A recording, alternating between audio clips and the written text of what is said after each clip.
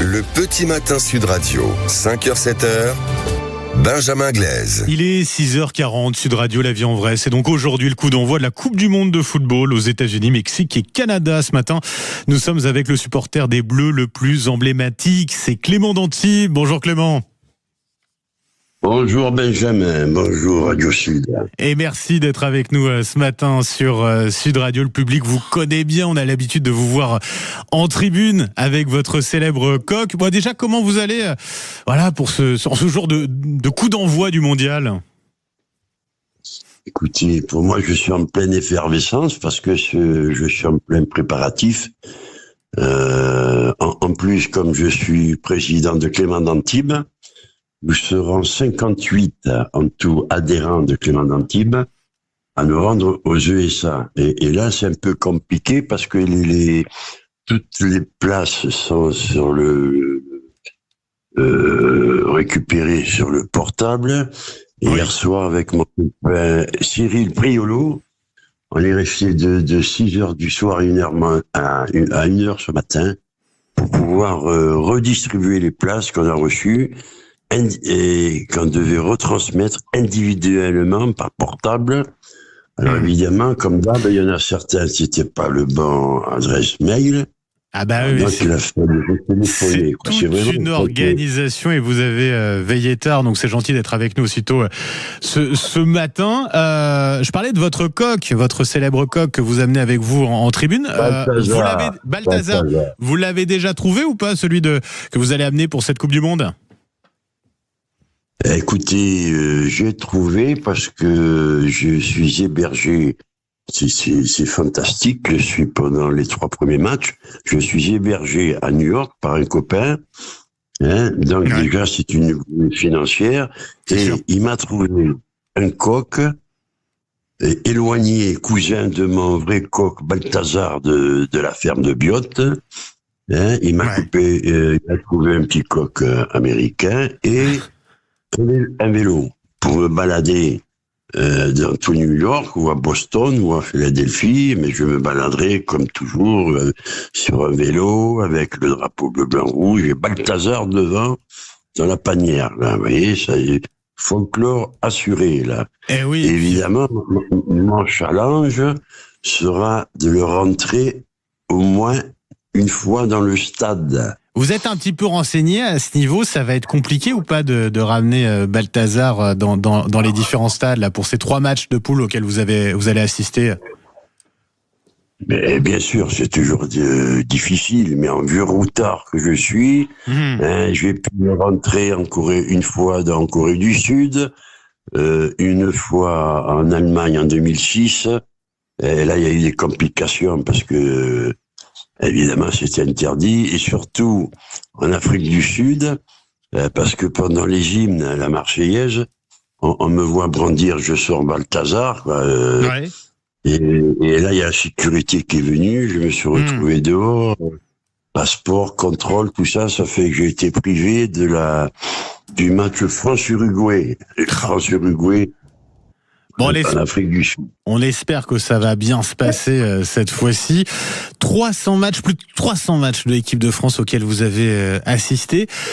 C'est votre dernière Coupe du Monde, c'est ça ? J'ai cru entendre. Vous allez arrêter après ? Ça sera pour le France-Sénégal mon 309e match. Ma 10e et dernière Coupe du Monde, et le 45e pays de visiter avec les USA. Et ça fait quand même il y a du lourd dans mon dos quand même, et sur mon maillot surtout. Donc là, forcément, il y aura une émotion particulière parce que voilà, c'est la dernière à laquelle vous avez prévu d'assister, c'est ça ?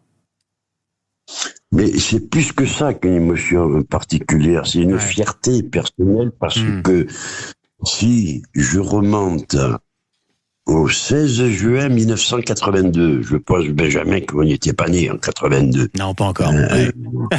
D'accord, voilà. Alors, 16 juin 82, pour mon premier match à Bilbao, ma première Coupe du Monde, pour France-Angleterre. On avait perdu 3-1. Ce qu'il y a, la petite particularité, c'est que là derrière nous, il y avait Dalida, qui se mettait à chanter, je sais pas pourquoi, quoi, bref, voilà. Alors donc on passe du 16 juin 1982 au 16 juin 2026 pour France-Sénégal. Alors ça fera exactement 44 ans de fidélité, de passion, d'amour pour l'équipe de France de football. 44 ans. Et on vibre avec vous, Clément d'Antibes, effectivement, quelle longévité. Allez, petit pronostic. Clément d'Antibes, pour ces 3 matchs de poule de l'équipe de France. Vous voyez quel score pour France-Sénégal? Parce que je note.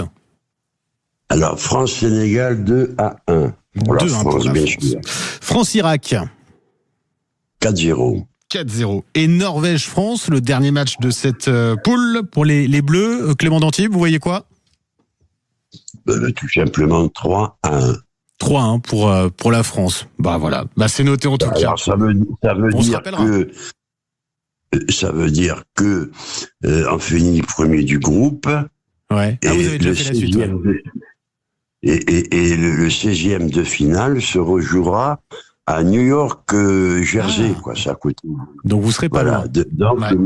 Voilà. Comme moi, je suis hébergé chez mon copain Bertrand, on sera à 45 minutes du stade. Vous voyez, c'est fabuleux. C'est difficile de trouver mieux. En plus, voilà. Je crois que sur mes 10 Coupes du Monde, donc ça sera la 10e, paradoxalement, ça sera la moins chère. Vous vous rendez compte un peu? Parce que j'ai que l'avion à payer aller-retour, 980 €. Mais le dieu du football nous a aidés par l'intermédiaire de notre ami Gianni Infantino, qui a fait un petit geste parce que ça fondait comme neige au soleil toutes les demandes de place pour la Coupe du Monde. Et vous en avez obtenu, Clément d'Antibes. Je suis désolé, je suis obligé on va devoir s'arrêter là puisque mon réalisateur me fait les gros yeux. On a dépassé un petit peu les timings.